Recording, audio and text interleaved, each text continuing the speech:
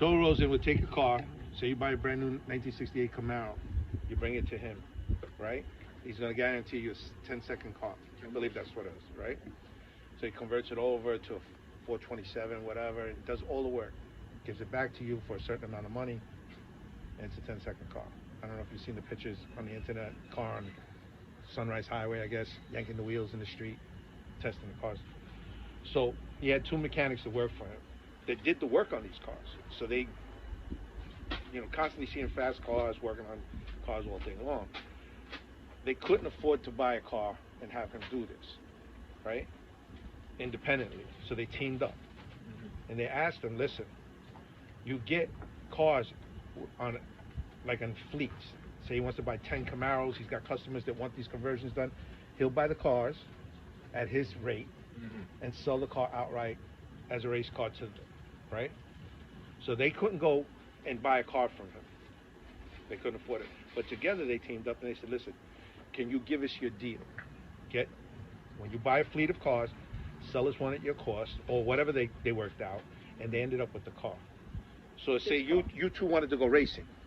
Back then, it was modified production cars.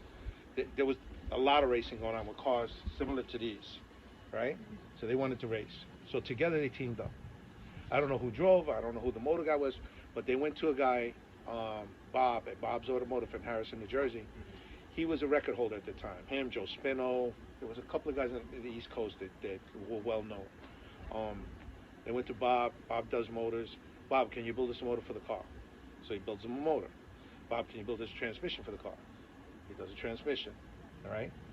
Bob, do the rear for the car. So he builds all this stuff. These guys go racing for years.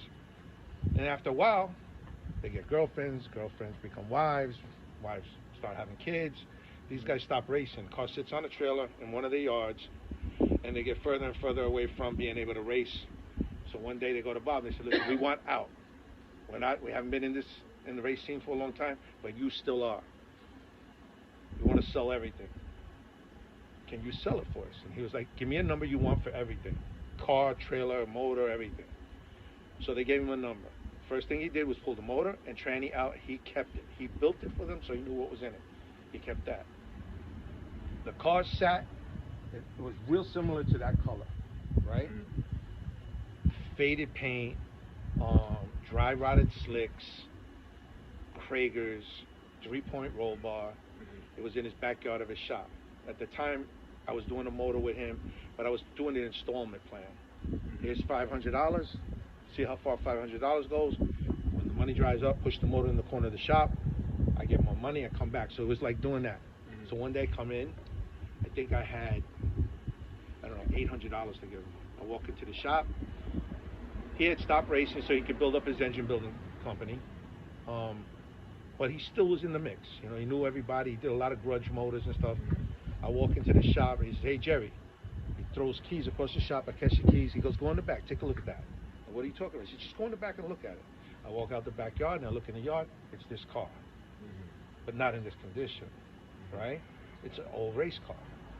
So I look at it, and I know he had one and he held a record with, real similar to this car, right? So I look at it real quick. I open, close the door. It smells mildewy, so I know it's been sitting somewhere. Slicks are dry rotted, cracked. So I'm like, oh, it's an old race car, but it's an old Camaro. And it was pretty straight. I go back in. I was like, all right, what are you doing? You getting back in there, throwing the keys. He goes, no. Did you look at the car? Did you look at the car? And I'm like, yeah, I looked at the car. No, did you really look at the car? What do you want? He just throws the keys back and he says, go look at the car. What did I not see? Now I go back and I start looking at the car. Open and close the door. I'm like, damn, the doors are crispy. And I'm looking at the floors and this and that.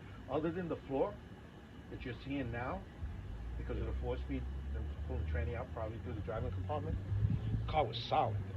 I looked up underneath it. He goes, listen, that's been a race car from day one.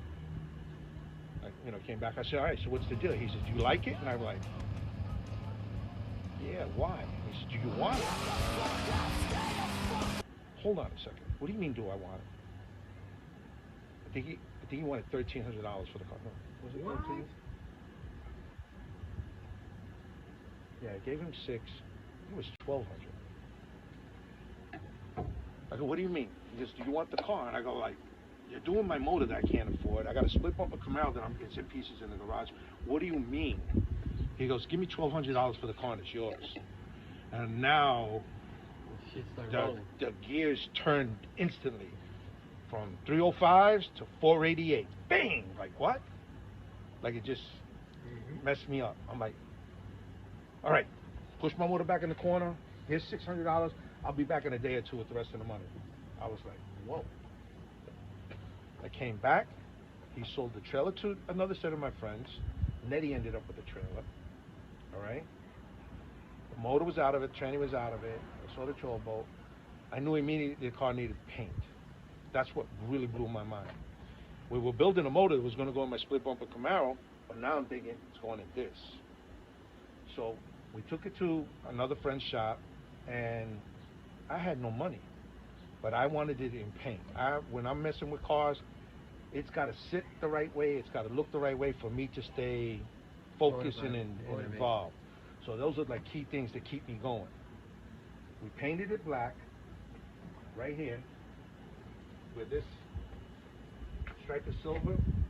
I don't know if you know the color black rose. It's a GM color.